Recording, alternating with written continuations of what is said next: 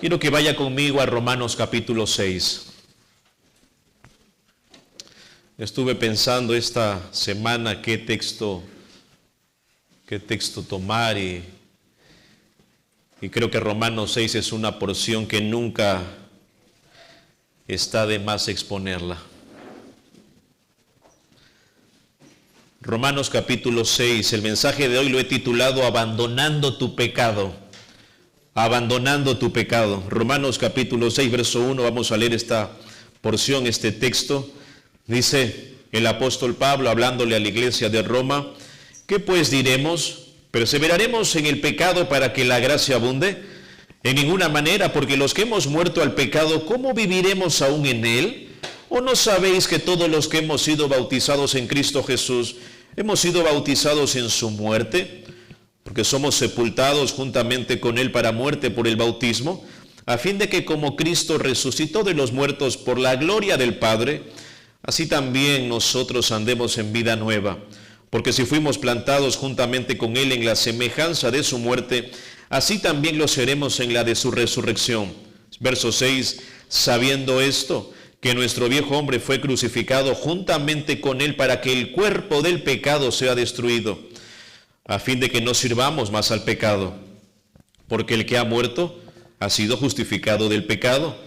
Y si morimos con Cristo, creemos que también viviremos con él, sabiendo que Cristo, habiendo resucitado de los muertos, ya no muere, la muerte no se enseñorea más de él, porque en cuanto murió, al pecado murió una vez por todas, mas en cuanto vive, para Dios vive. Así también vosotros consideraos muertos al pecado, pero vivos para Dios en Cristo Jesús, Señor nuestro. No reine pues el pecado en vuestros miembros mortales, de modo que lo obedezcáis en sus concupiscencias, ni tampoco presentéis vuestros miembros al pecado como instrumentos de iniquidad, sino presentaos vosotros mismos a Dios como vivos de entre los muertos, y vuestros miembros a Dios como instrumentos de justicia. Porque el pecado no se enseñoreará de vosotros, pues no estáis bajo la ley, sino bajo la gracia.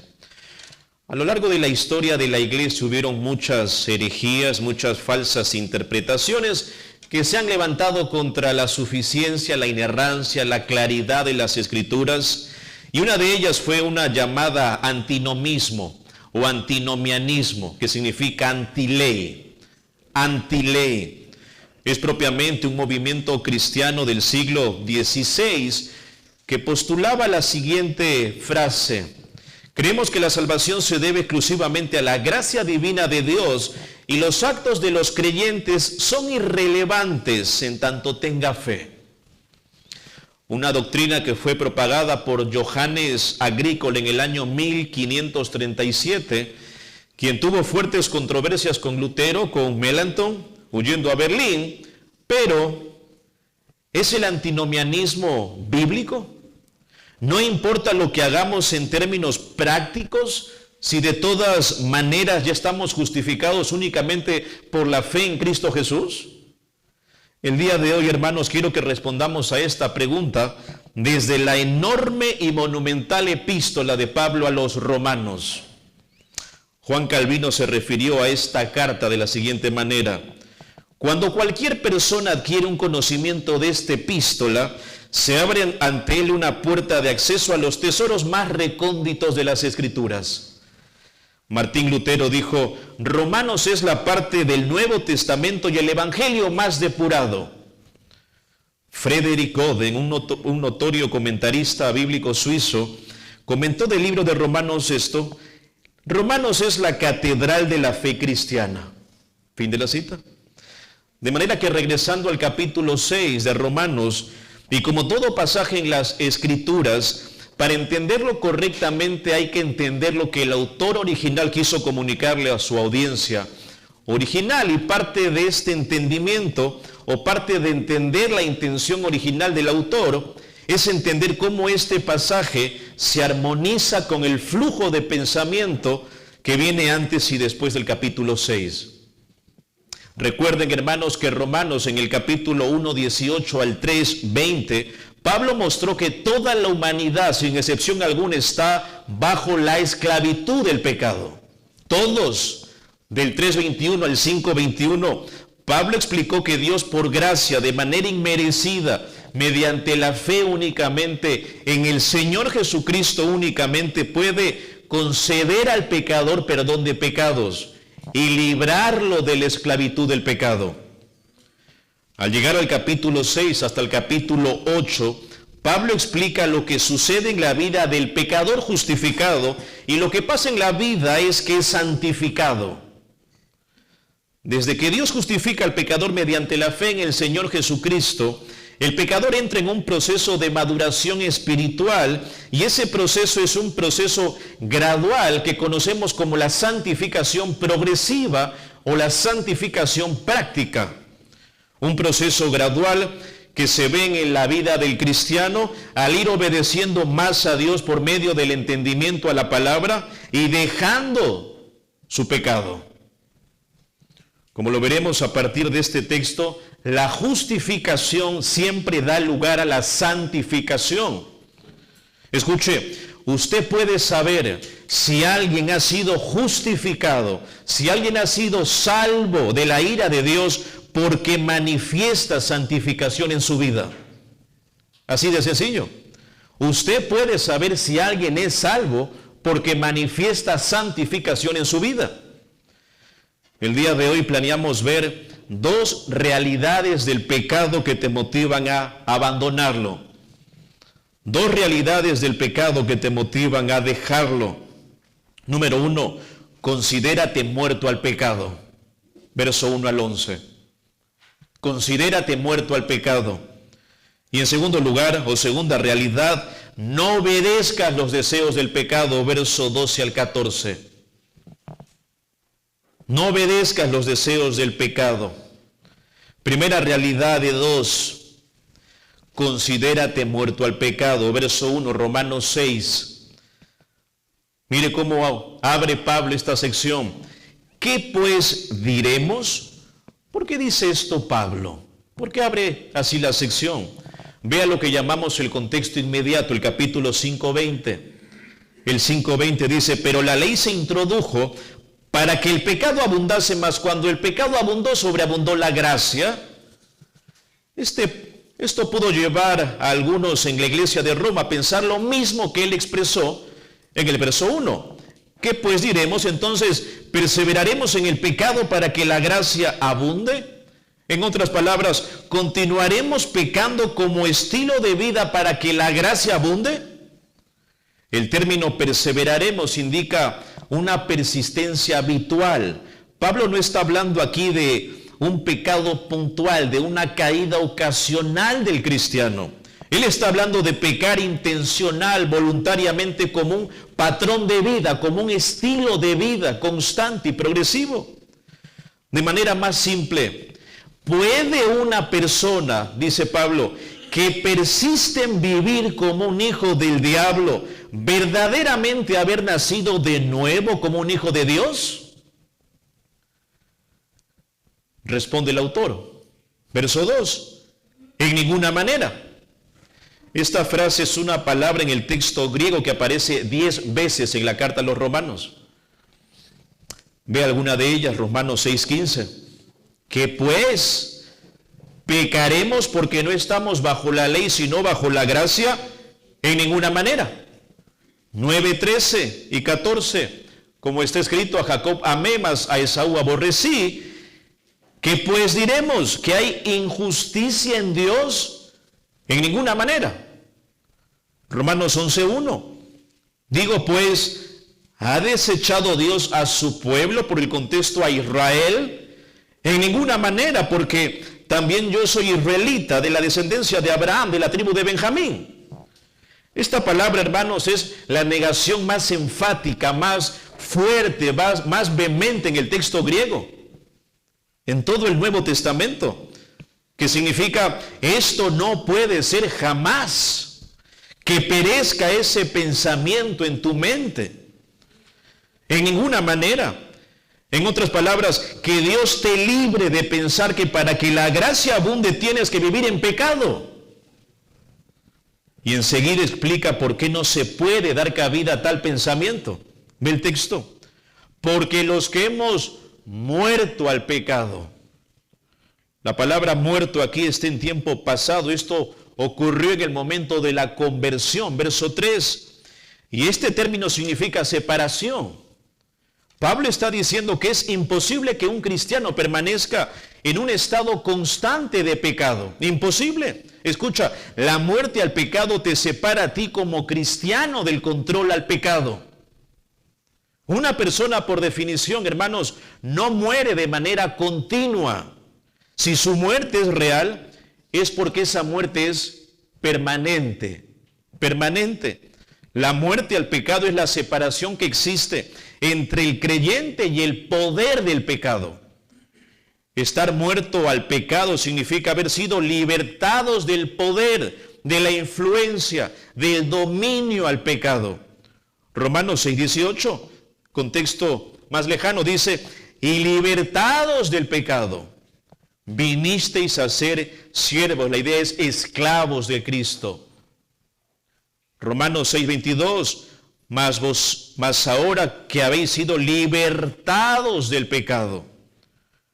Como lo dice un comentarista, y cito, no es que el creyente en cualquier momento antes de ir a estar con Cristo esté totalmente sin pecado, sino que a partir del momento en que nace de nuevo, queda totalmente separado del poder controlador del pecado. En palabras más sencillas, como el pecado ya no es la práctica y constante habitual de nuestra vida, ve el texto, ¿cómo viviremos aún en él? Verso 2, Romanos 6, ¿cómo viviremos aún en él? Esto, hermanos, es incompatible. Los creyentes no pueden vivir en el pecado si han muerto al pecado. ¿Cómo es que un muerto está vivo? Es incompatible. Esta frase, hermanos, muestra un estilo de vida pecaminoso. Ve el texto, ¿cómo que? Viviremos aún en él. Como lo dijo un comentarista, los cristianos son capaces de cometer muchos de los pecados que cometían antes de la salvación, pero no están en capacidad de vivir de manera perpetua en esos pecados como lo hicieron antes. Primera de Juan 3:9, lo leímos al inicio, dice, todo aquel que es nacido de Dios no practica el pecado, porque la simiente de Dios permanece en él y no puede pecar porque es nacido de Dios. Hermanos, es incompatible que alguien que ha muerto al pecado viva aún en el pecado. Incompatible. No existe tal cosa como una justificación sin santificación. Así como no existe un cristiano sin iglesia o un creyente que no sea un discípulo, de la misma manera no existe una justificación, una salvación sin santificación, sin obediencia a la palabra de Dios. Y de los versos 3 al 4, el autor desarrolla en forma más detallada la base espiritual de su abrupta declaración del verso 2. Hemos muerto al pecado. ¿Por qué dices esto, Pablo? ¿A qué te refieres? Verso 3. ¿O no sabéis que todos los que hemos sido bautizados en Cristo Jesús, hemos sido bautizados en su muerte?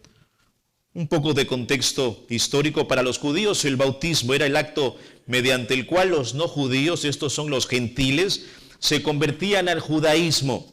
La remoción final de la impureza gentil mediante ese acto le daba la espalda uno al paganismo y al pecado, y prometían seguir los mandamientos de Dios, y llegaba a ser una persona con respecto a la ley judía del Antiguo Testamento.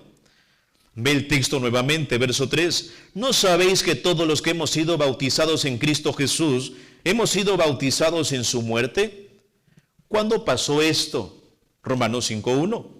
Justificados pues por la fe, tenemos paz para con Dios por medio de nuestro Señor Jesucristo. Esto pasó en el momento de la conversión. Dios nos unió y nos identificó con Cristo. A esto se le conoce como el bautismo del Espíritu Santo, la unión con Cristo. Hemos sido injertados en su cuerpo. Ahora, para un mayor entendimiento, veamos un ejemplo de esto. Primera los Corintios 10:2. Primera los Corintios 10:2.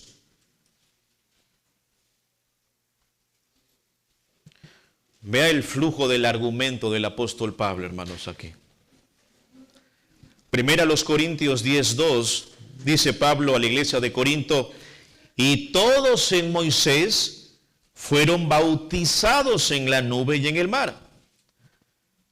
Pablo habló de que el pueblo de Israel fue bautizado en Moisés. ¿Qué significa esto? Esto simbolizaba la identidad o la solidaridad del pueblo con Moisés como vocero de Dios y líder designado por él, así como el hecho de que ellos se colocaron bajo la autoridad de Moisés. Por así decirlo, el israelita fiel del Antiguo Testamento estaba fusionado a Moisés, que a la misma vez estaba fusionado a Dios. De manera similar, pero infinitamente más profunda y permanente, todos los cristianos hemos sido bautizados en Cristo Jesús, hemos quedado inmersos en Él permanentemente y de ese modo hemos llegado a ser uno con Cristo, uno con Él. Pero al ser bautizados en Cristo, como dice el texto, hemos sido bautizados en su muerte. No hay un mejor comentario para este texto que el verso 10 de Romanos 6. Cuando Pablo dice, porque en cuanto murió al pecado, murió una vez. Una vez. Cuando Cristo murió, hermanos, murió al pecado de una vez y para siempre. Nuestro bautismo es un signo y un sello de nuestra muerte al pecado, de nuestra separación del dominio al pecado. Pablo está hablando en sentido aquí metafórico de la inmersión espiritual de los creyentes. Él no se está refiriendo aquí al bautizo físico en agua, aunque obviamente hay implicaciones para eso. Pero esto apunta a una inmersión espiritual del creyente en Cristo a través del Espíritu Santo, de la unidad íntima del creyente con su divino Señor. Primera los Corintios 6:17. Primera los Corintios 6:17. Pablo dijo, pero el que se une al Señor, un espíritu es con él. Solamente apunte este texto, Gálatas 3:27, dice Pablo, porque todos los que habéis sido bautizados en Cristo, de Cristo estáis revestidos.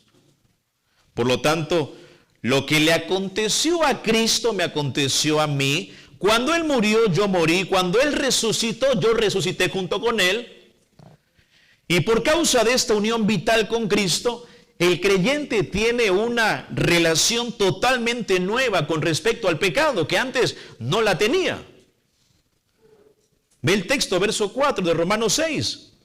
Porque, sería mejor allí una traducción, por tanto, somos sepultados juntamente con Él para muerte por el bautismo. En otras palabras, somos colocados en Cristo y por lo tanto nos identificamos con Él. Y si Cristo ha muerto al pecado, nosotros también hemos muerto al pecado. Pero vea cómo continúa Pablo, dice, porque somos sepultados juntamente con Él para muerte por el bautismo, a fin de que como Cristo resucitó de los muertos por la gloria del Padre, así también nosotros andemos en vida nueva. ¿Qué significa esto? Debido a que estamos unidos a Cristo, verso 3, y así como Él fue sepultado y murió y luego resucitó, de la misma manera nosotros que hemos muerto y resucitado con Él, estamos en una nueva esfera de vida. El término nueva aquí habla de una vida que tiene una calidad nueva, una calidad fresca. La Biblia, hermanos, está llena de descripciones de la nueva vida espiritual del creyente. Solamente una lista rápido. Dice que tenemos un nuevo corazón, Ezequiel 36:26, que tenemos un nuevo espíritu, Ezequiel 18:31, que tenemos una nueva canción, Salmo 43, un nombre nuevo, Apocalipsis 2:17, somos llamados nuevas criaturas, 2 Corintios 5:17, una nueva creación, Gálatas 6:15, un nuevo hombre, Efesios 4:24. Como lo dice un comentarista, si un borracho muere, ya no puede ser tentado más por el alcohol, porque su cuerpo está muerto a todos los sentidos físicos. No puede ver el alcohol, ni olerlo, ni probarlo, desearlo, porque está muerto.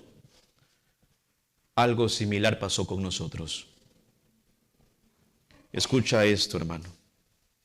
Si realmente eres cristiano, si realmente te has rendido al Señor Jesucristo, te has arrepentido de tus pecados, has confesado a Cristo como tu Señor y Salvador, tu vida como cristiano hoy tiene que ser tan diferente de tu vida anterior como incrédulo, escucha, como lo es la muerte de la vida.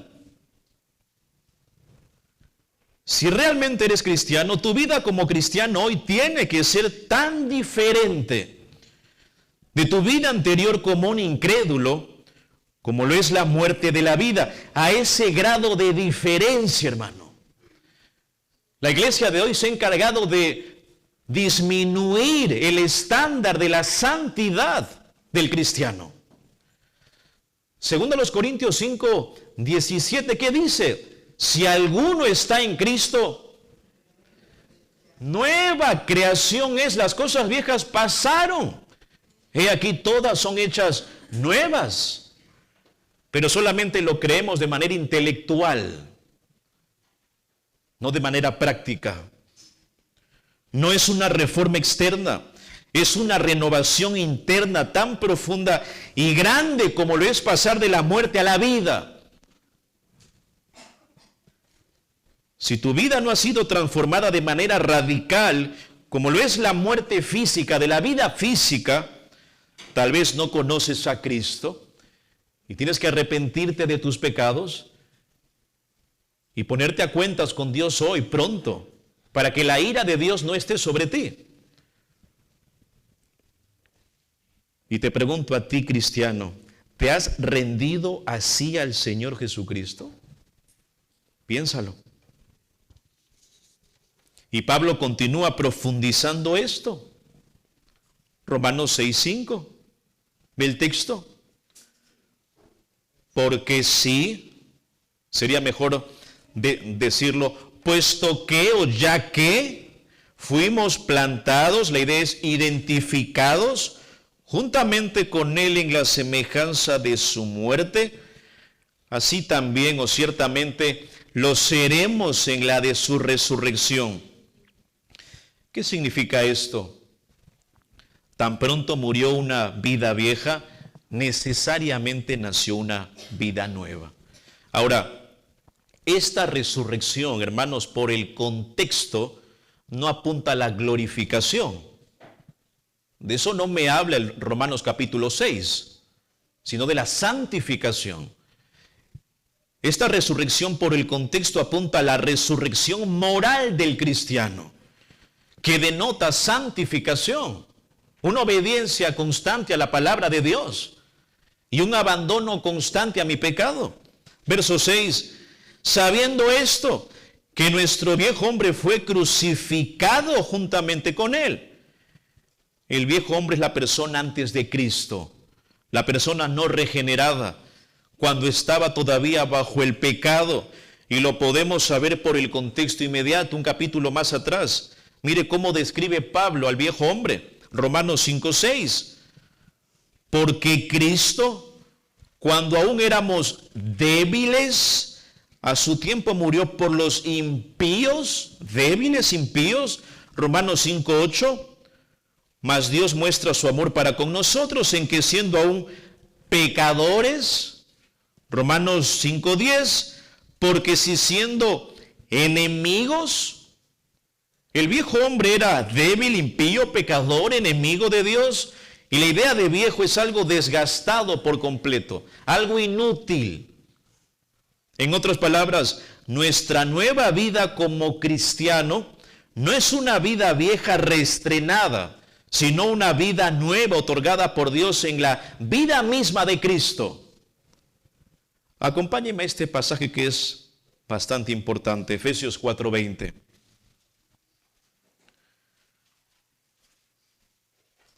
Que se ha llevado a muchas malinterpretaciones, Efesios 4:20.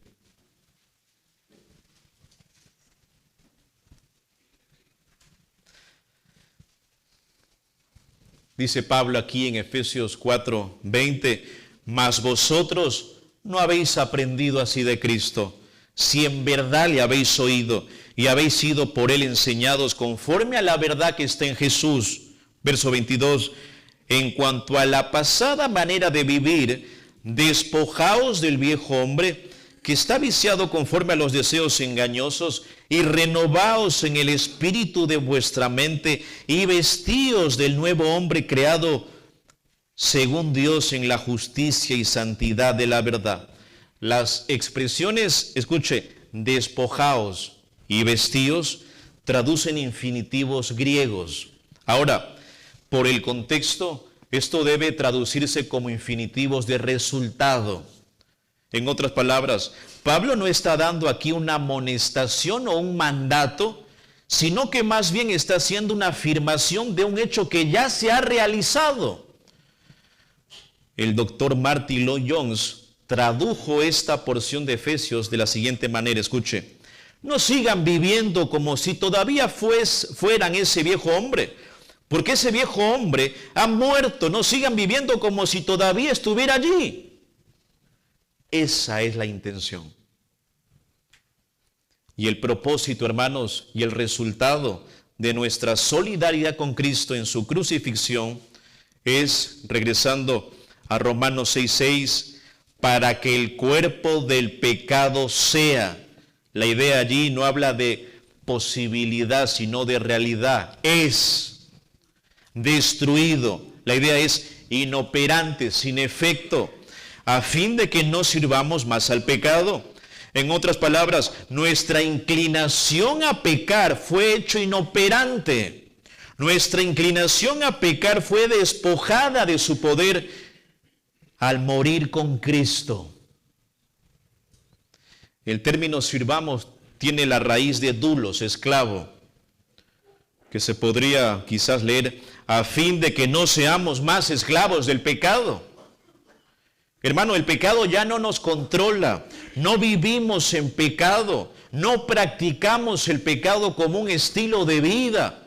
No, obviamente no hablamos de perfección, todos pecamos. Si alguno dice que no tiene pecado, es un mentiroso y le hace a Dios mentiroso. Pero cuando pecamos, obviamente no es un estilo, una práctica constante de vida. Verso 7. ¿Por qué es que no vivimos en pecado constante? ¿Por qué es que el pecado ya no nos controla? Verso 7. Porque el que ha muerto ha sido justificado del pecado.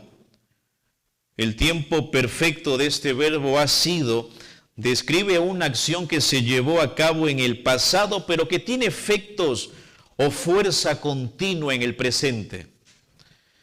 Y al estar en modo pasivo, nos muestra que nosotros no hemos realizado la acción, sino que hemos recibido la acción.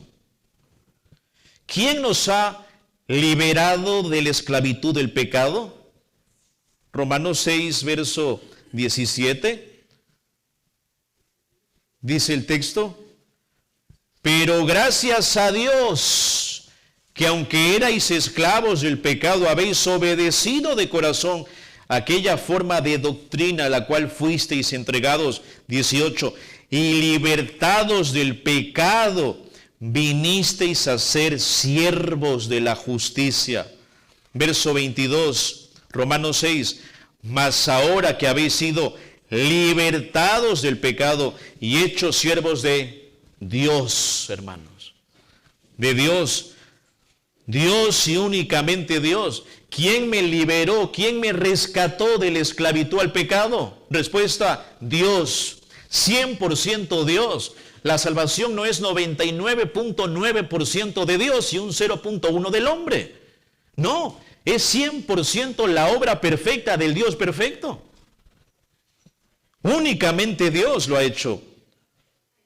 Colosenses 1:12, dice Pablo así a la iglesia de Colosas: con gozo dando gracias al Padre, que nos hizo aptos para participar de la herencia de los santos en luz, el cual nos ha librado, Él nos ha librado de la potestad de las tinieblas y trasladado al reino de su amado Hijo.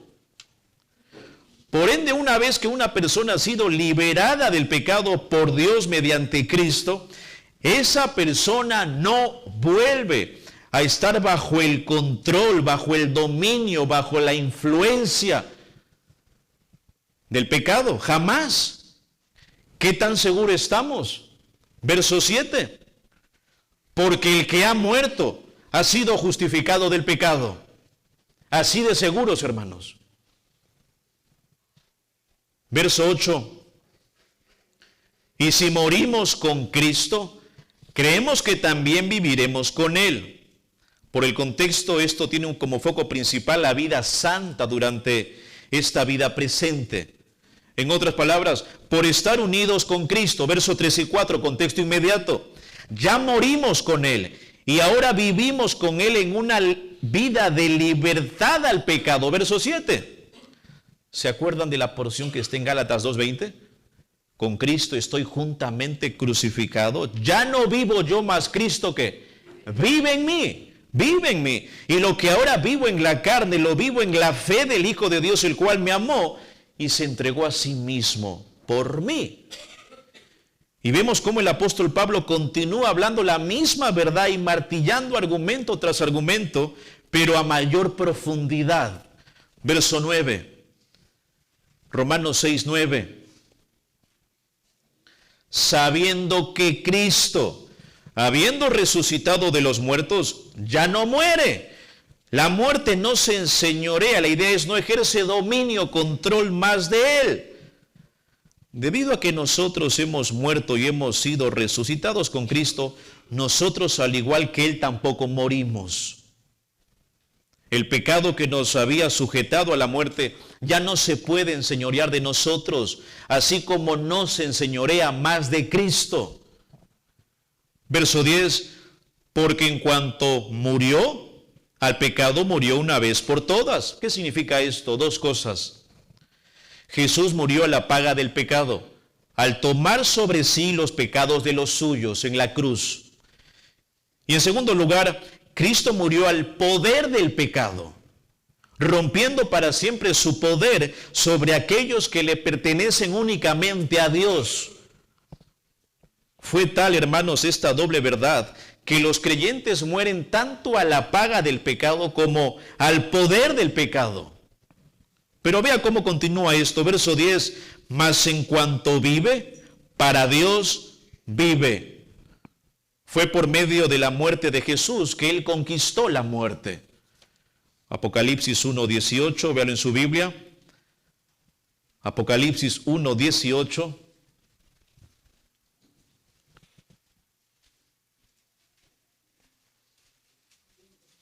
Apocalipsis 1:18 dice, allí el texto, y el que vivo, y estuve muerto, mas he aquí que vivo por los siglos de los siglos.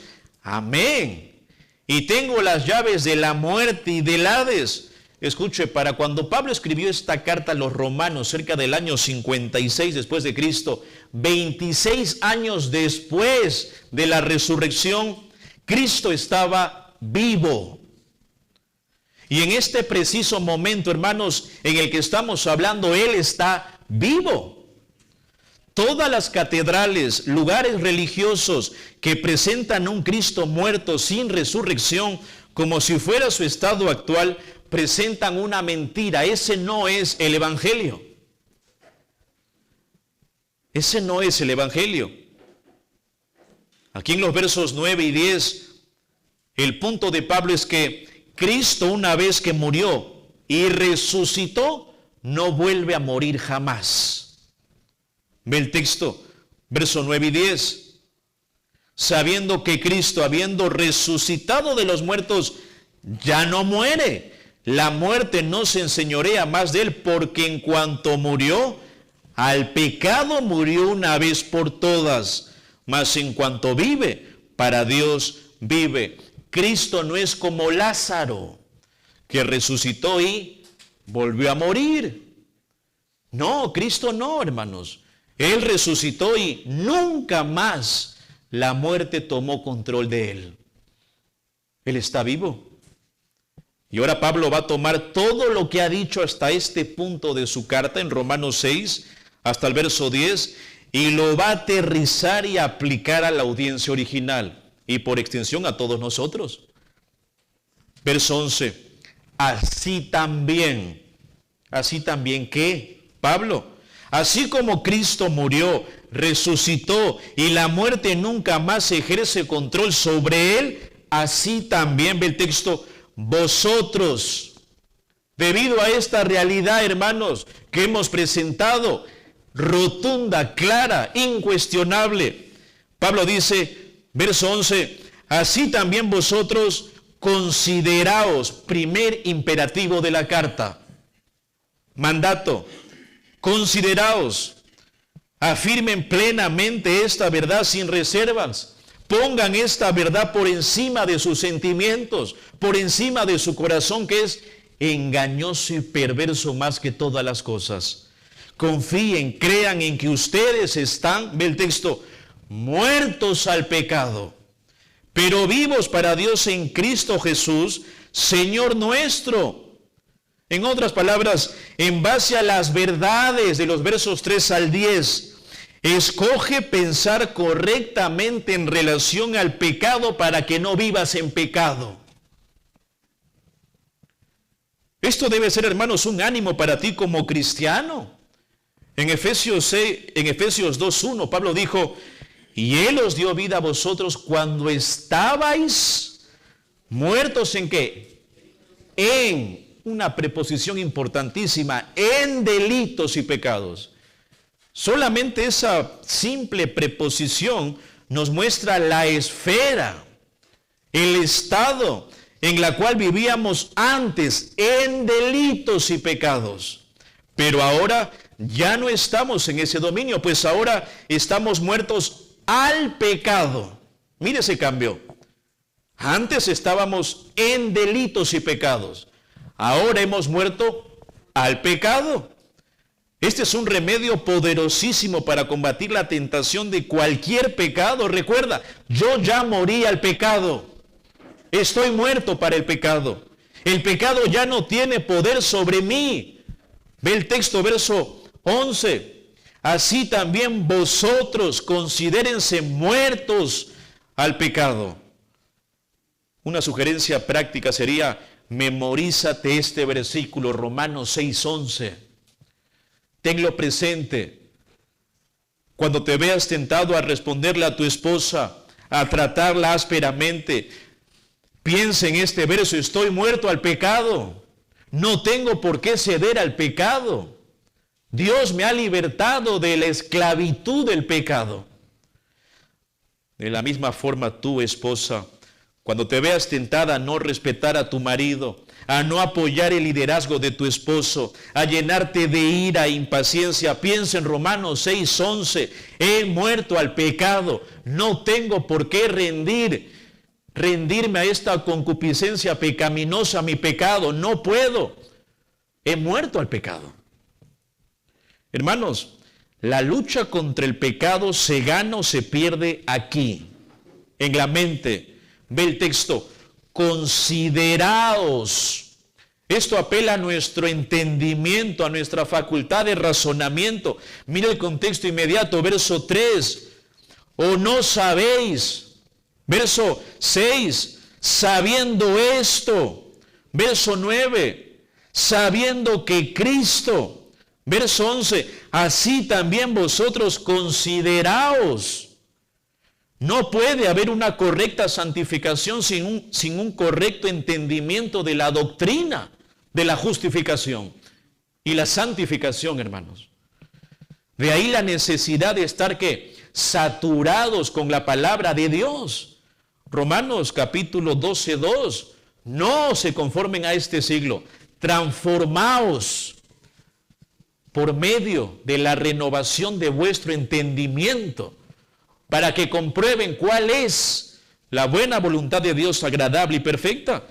Colosenses 3, verso 16, Pablo dijo que la palabra de Cristo more en abundancia en ustedes, enseñándonos y exhortándonos unos a otros en toda sabiduría. Necesitamos la palabra de Dios. La gente está pecando, hermanos. Iglesias pecan debido a la ignorancia bíblica. Escuche, para que un cristiano viva en la práctica la plenitud de su nueva vida en Cristo, debe saber y creer que ya no es lo que era antes.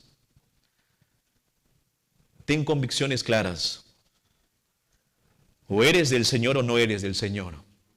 O estás viviendo en santidad o no lo estás haciendo. Aquí en Romanos 6, del 1 al 14, vemos dos realidades del pecado que te motivan a dejarlo. Número 1, considérate muerto al pecado. Verso 1 al 11. Verso 1 al 11. Pero en segundo lugar, no obedezcas los deseos del pecado. Verso 12 al 14. Ve el texto. Romanos 6, regrese a Romanos 6, verso 12. No reine, imperativo, mandato. No reine pues el pecado en vuestro cuerpo mortal. ¿A qué se refiere cuerpo mortal? Posiblemente a dos aristas. Mortal se refiere a que está sujeto a la debilidad de nuestro cuerpo. 1 Timoteo 4:13. Ejercítense para la piedad, porque tiene provecho en esta vida y en la venidera. Pero el ejercicio corporal para nada es provechoso. Vamos a morir. Y en segundo lugar, esta frase se refiere a que nuestro cuerpo ha sido liberado de la esclavitud al pecado. Cuerpo mortal. Note, el pecado aquí es personificado como un gobernante. Ve el texto. No reine pues el pecado. Hermanos, este gobernante tienes que entenderlo. Ha sido derrocado. Ha sido derrocado si tú eres cristiano. Verso 2. Porque los que hemos muerto al pecado, ¿cómo viviremos aún en él? Verso 11. Así también nosotros consideraos muertos al pecado, pero vivos para Dios en Cristo Jesús. Pero ve el texto, no reine pues. Esto nos lleva de regreso al verso 11, ese pues. Y la idea es, debido a que están muertos al pecado, hermanos. Ve el texto, no lo obedezcáis en sus concupiscencias. Aunque ya no eres esclavo del pecado, hay deseos pecaminosos en ti que anhelas ser satisfechos. Aunque el pecado ya no es el rey, ya no es el gobernador de turno en ti, reside en ti, escuche, en términos de deseos. Deseos. El término aquí concupiscencia, epitumía, es deseos, anhelos. Y por el contexto son deseos pecaminosos. Esto nos enseña que cuando pecas, no es porque eres incapaz de obedecer a Dios. Cuando pecas es porque quieres. Coloquialmente hablando, es porque se te dio la gana de pecar. Santiago 1:14. Cada uno de su propia concupiscencia, de sus propios deseos pecaminosos, es atraído y seducido. Cada uno. Santiago 1:14. 4:1. ¿De dónde vienen los pleitos y las guerras? ¿No es de vuestras pasiones que os combaten en vuestros miembros? Hermano, esto nos enseña que cuando pecamos, no culpemos a los demás. No culpemos al esposo, a la esposa, a los hijos, la iglesia, los pastores, los hermanos. La última persona que decide pecar eres tú. Eres tú. Pero somos muy propensos a justificar nuestro pecado y tratar de exonerarnos. Verso 13. Ni tampoco presentéis, Romanos 6:13, imperativo, de nuevo, mandato. La idea es, no sigan presentando, hermanos, y este es un mandato, si no lo haces, estás pecando. Ni tampoco presentéis vuestros miembros al pecado como instrumentos de iniquidad. ¿Qué significa esto? Escucha, no coloques ninguna parte ni capacidad de tu cuerpo a disposición del pecado. No coloques a disposición del pecado tu mente, tus ojos, tu nariz, tu boca, tus manos, tus brazos, tus piernas. No lo hagas. No lo hagas. Verso 13, vea, contraste, si no, contraste, presentaos, imperativo, vosotros mismos a Dios como vivos de entre los muertos. Esto nos recuerda que hemos muerto al pecado juntamente con Cristo, pero ahora que Dios nos resucitó con Cristo, tenemos la capacidad de obedecer. Ve el texto, y vuestros miembros a Dios como instrumentos de justicia.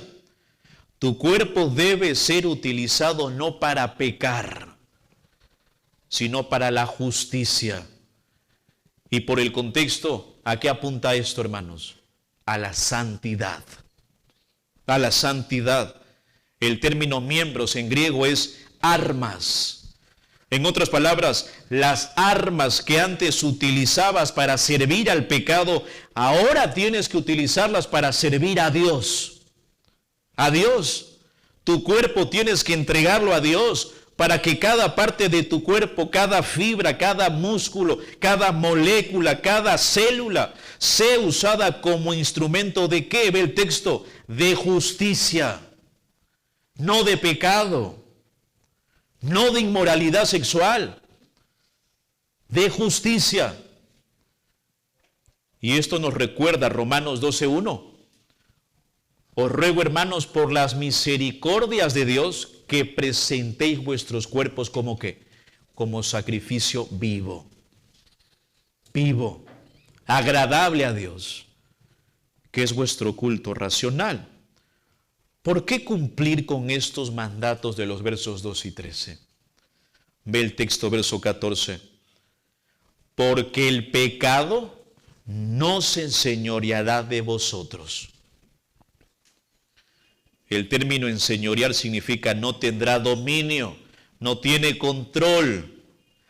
Dicho de manera más simple, en los versos 12 y 13, Pablo dice, obedezcan a Dios. ¿Por qué? Porque el pecado no tiene control ni dominio sobre ti, cristiano. Como cristiano podemos decirle no al pecado y sí a la obediencia a Dios. Pero el incrédulo no puede hacerlo. Es imposible. Como lo dijo un comentarista de nombre Mu, de apellido Mu, y cito, decirle al incrédulo que obedezca a Dios es como decirle a la persona que se está ahogando que nadie está a la orilla. No puede. No puede. Él necesita arrepentimiento. Él necesita creer en el Señor Jesucristo. Él necesita que Dios humille su corazón, que lo quebrante, que lo haga cenizas y polvo, para que venga en arrepentimiento y fe a Él y confiese a Cristo como su Señor y Salvador. En ese momento creemos y estamos convencidos de que si lo hace de manera genuina, legítima, verdadera, honesta, viene el Espíritu Santo, lo justifica, lo une al cuerpo de Cristo, se convierte en un pecador y pasa a ser un discípulo del Señor Jesucristo. Y si lo haces, ve el texto, verso 14, la parte final, pues no estáis bajo la ley, sino bajo la gracia.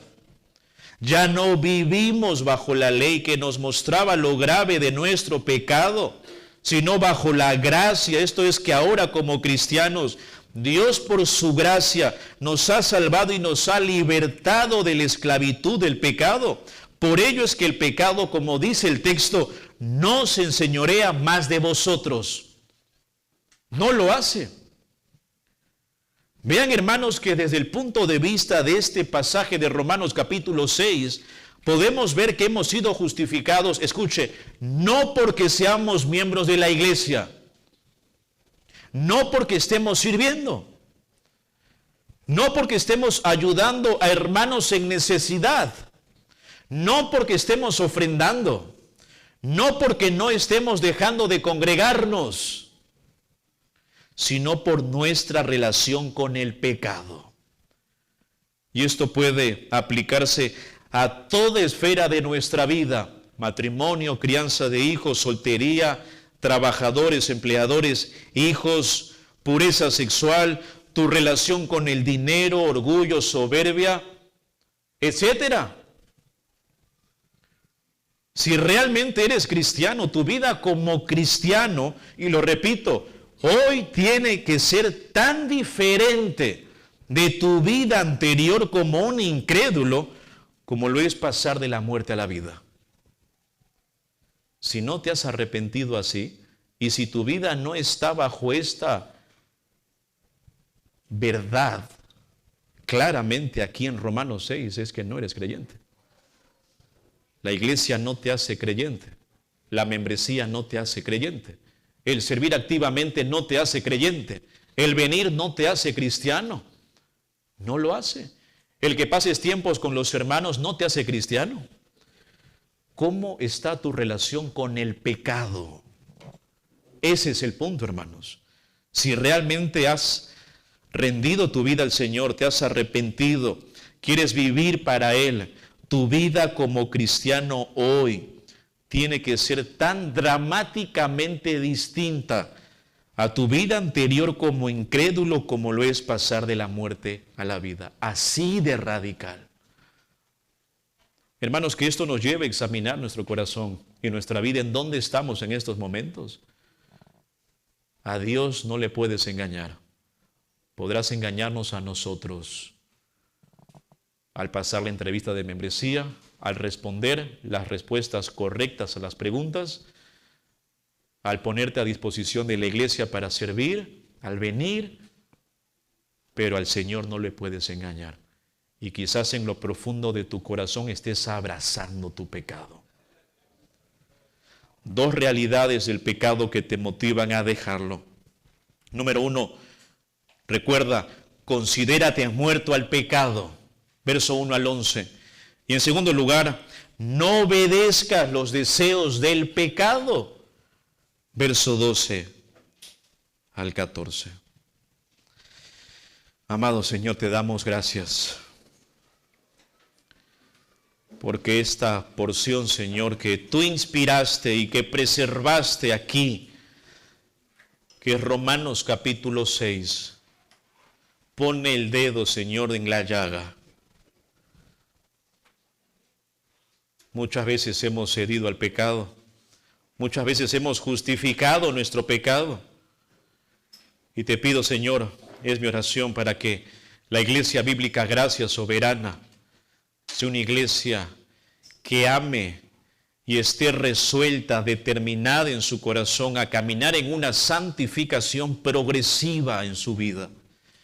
Que no se acostumbren a escuchar buenos sermones, a venir, servir, ser miembros, tener tiempo con hermanos, si son conscientes de que en lo profundo de su corazón siguen amando y abrazando y practicando su pecado. Señor, llámalos al arrepentimiento. Y que hoy puedan salir de este tiempo, Señor, con una mente como la de Cristo. Te alabamos, Señor. Te adoramos y síguenos hablando en el resto del día por medio, Señor, del estudio de Corintios en unos momentos. Y que todo lo que podamos aprender, Señor, en esta iglesia local, lo pongamos por práctica. Es nuestro mayor anhelo, Señor. Oramos en el nombre de Cristo Jesús. Amén.